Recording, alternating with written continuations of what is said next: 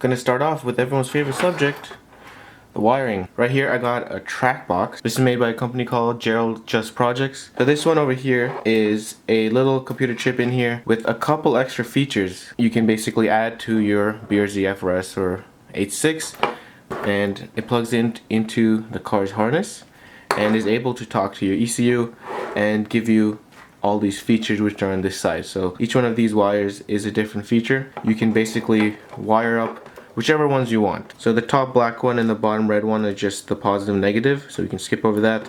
And now each of these colored wires are a different feature. First one over here is for traction control. No, it's not. Flip it over. First one over here, the white one, is for traction control.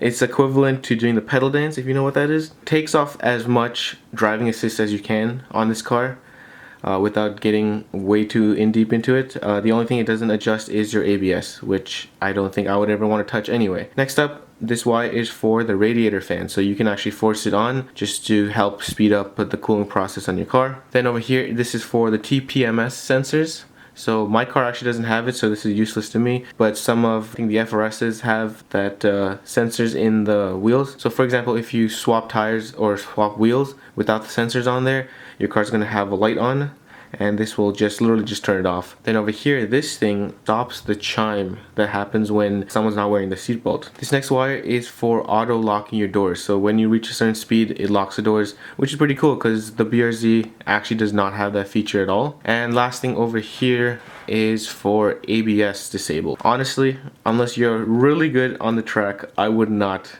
ever use this thing. TPMS sensor one, I'm not going to be using that either because my car doesn't even have that, so it doesn't matter. So this thing over here currently costs 220 US dollars.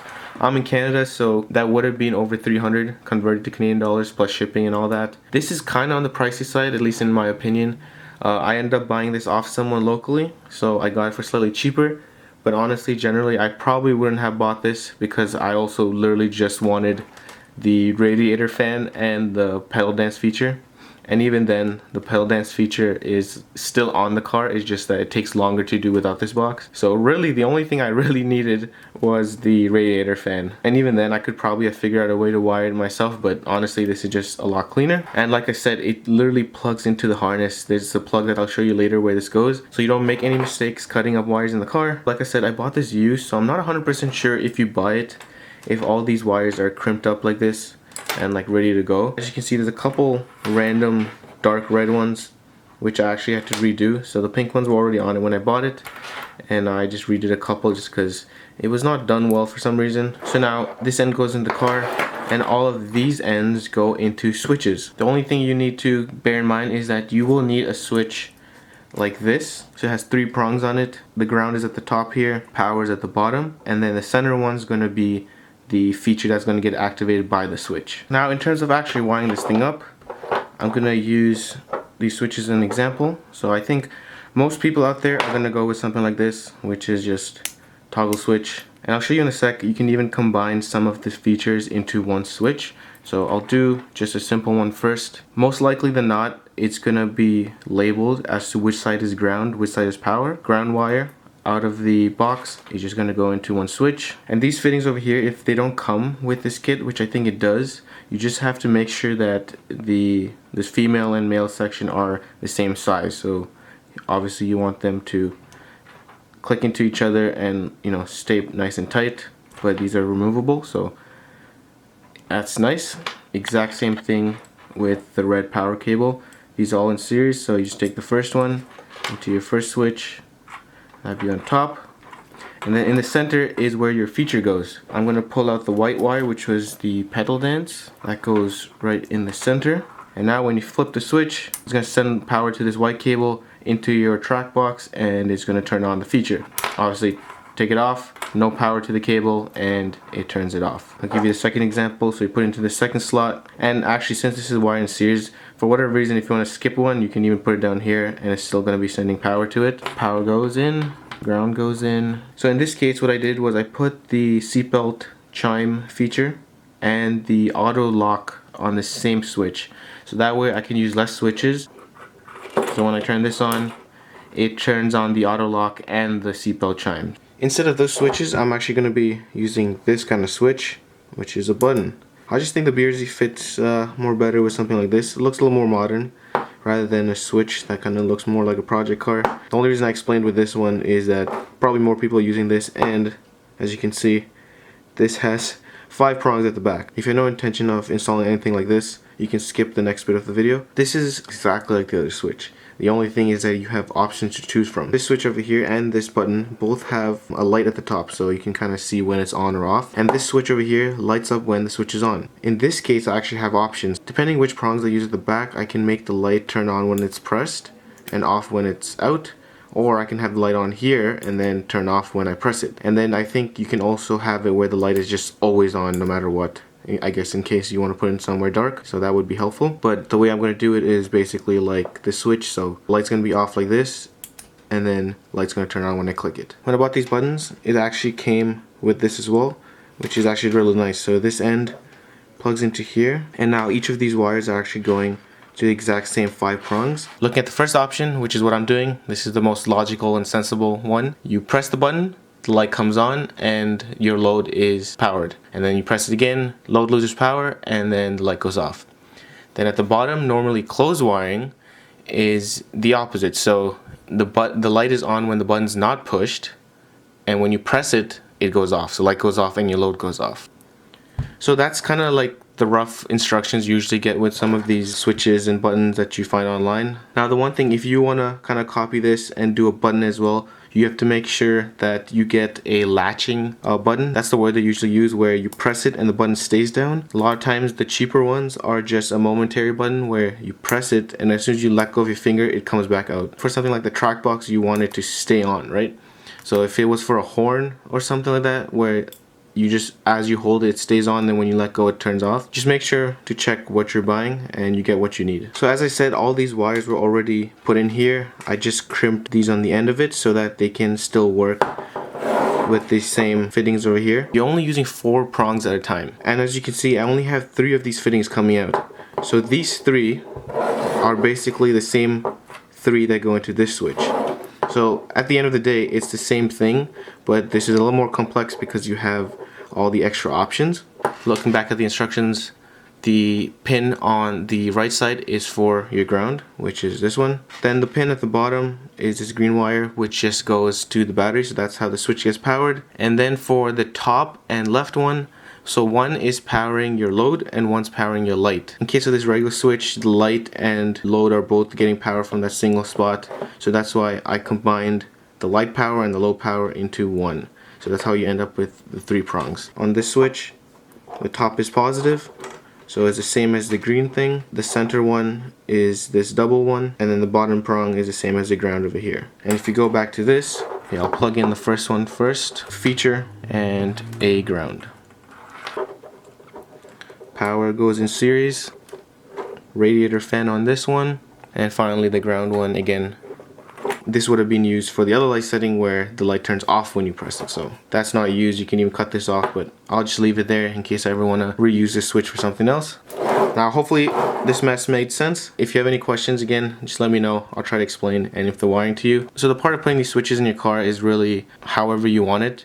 Again, I said this is going to be plugged into the car, which I'll show, and you can place the rest of the wiring and switches wherever you want in the car. One of the most common places to put it is in that tiny cubby that all of our cars have that are generally very useless because of the small size of it. Inside the car over here, what I'm going to be doing is putting the switches in this little cubby here, and what I'm going to be doing is building a little panel that goes right into here and will hold the switches. It shouldn't be too obvious, and that's really what I'm going for. That's why I kind of wanted to go with those little silver buttons, blend in nicely, and it should not really look like a total DIY job. So I did take apart everything already a couple weeks ago, and I've just kind of left it as is since, because not gonna lie, it is tricky to do, especially if this is your first time taking them off. Everything is, you know, the clips are all new and stiff, so you gotta put some decent force. So to get this section off, the easiest way is to push from the back. There's a strip right at the bottom here that you just pull out, yank it out, bunch of clips on it, so just carefully take each of these sections of the clips out one by one. The exact same thing is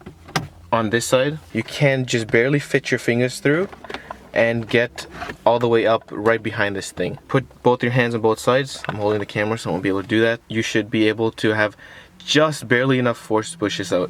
So I'll let you know, it is very tough. You do have to push quite hard. What I ended up doing was pushing this USB section out first. So for some reason I just managed to get my finger right behind it. Well, now it's hard to do because it's all come out already, but you can feel the wire right behind this, which is covered in a little spongy foam like material. You can push on it, it pops out.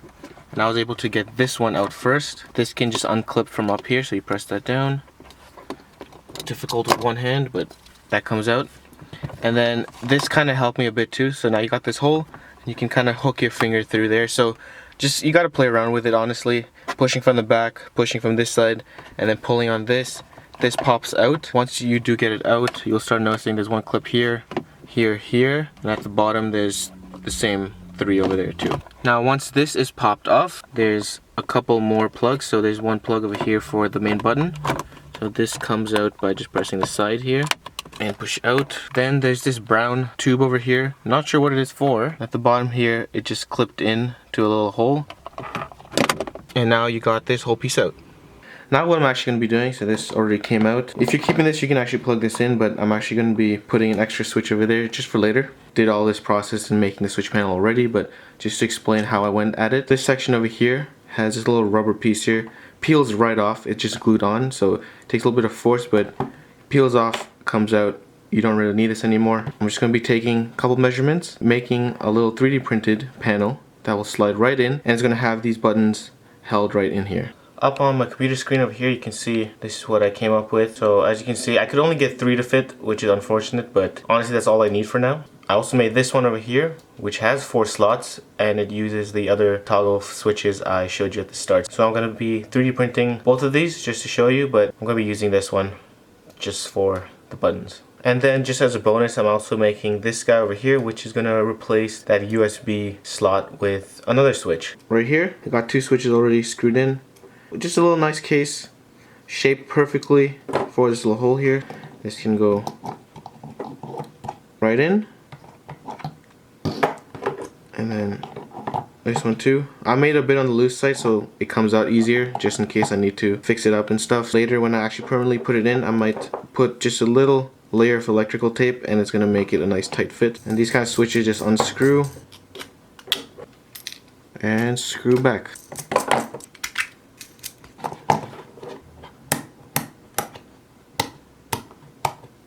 And this guy,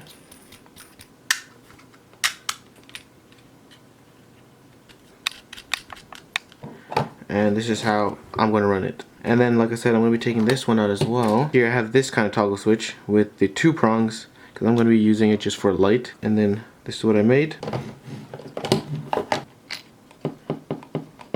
There you go. Next up, back to the wiring. So this obviously has to come out. And since the back of the switches are in the cubby, I'm gonna have to cut a hole into the back of this. To do this, it really depends on what tools you have. I just used a Dremel and cut a small hole. And one piece of advice is don't be like me and end up cutting a hole at the bottom, because I was not paying attention when I was cutting it, held it this way and started cutting and ended up doing it at the bottom. It's a lot better to do the top so the wires can come up. Just through this end, pull it out. Got the wires plugged up to the switches. So just like before, showed you how to plug it in. And for now, I'm leaving this switch as is. I'm gonna go deal with that some other day. And that's pretty much it for the setup. Now this thing can go back in the car. This is literally one plug away from being installed. The next thing to do to plug in the Trac Box to the car is taking off this panel over here, because you want to get behind the head unit. And this part is also a little tricky as well. I already took mine off here, this panel, so it's already out, but the way I did is taking one of these trim pieces. We might be able to get away with using a screwdriver or something and prying it into this edge and all around. And I think I got underneath as well, and just pulling it out. And again, it's just a bunch of clips. You got to pull pretty hard and it eventually comes out. You can see there's 2 clips this side, 2 clips this side, one at the bottom, one at the top. Once that is out, the head unit's going to come out, which has 4 bolts holding it in. So there's one here, one up here, and there's actually supposed to be one in this hole and then one in this hole. I took this out before and lost those bolts, so I don't have those anymore, but you will have 4 take those out and this will come out. You could unplug everything at the back, but that seemed like a lot of work to me. I just kind of put my sweater and then I just kind of rest it over here gently, and you can have space to work in here. We're looking at this plug over here. If you take a peek inside, you gotta go way back behind this metal piece over here. You can see that little white thing over there. So yours might be hanging around somewhere, but there is literally just an open plug right here. So this is connected to the ECU somehow. So when you plug this in, the Trac Box can talk right to it. It's a bit of a stretch, that plug doesn't come out that far. You're gonna have to shove your hand in and get this plugged in. I actually kind of forgot, before plugging it in up there, kind of want to go to the bottom here so your wire's not sticking out the head unit hole. You'll be able to just use both your hands and work your way up to the top. Also, if your car is parked outside in the sun, this metal gets really hot. It's plugged in, camera's not focused exactly right, but I think you can see. Putting all this back in, just want to carefully, or just start dropping everything. Carefully shove this wire in there. Make sure you're putting everything back. If you still have your USB and aux thing over here, you're gonna have to plug that back in as well, so the wire should still be there. You can just click this back in. So I'm actually gonna leave mine loose again like this, just because I still have to wire that someday. So I'd rather not have to go through removing all of this again. Buttons should still be good. Still works. Radiator's back in. I just gotta tighten this, and you can put all the trim back together. So click this in, you have the two trim from this side and this side, and you're putting this back on. And then obviously don't forget, bolt the head unit back in. We can do a little test. So with the accessories on, I can turn on the fan, but I'm not sure if we're gonna be able to hear it on the camera, but we'll see. I don't know if it's too bright, but the button should light up.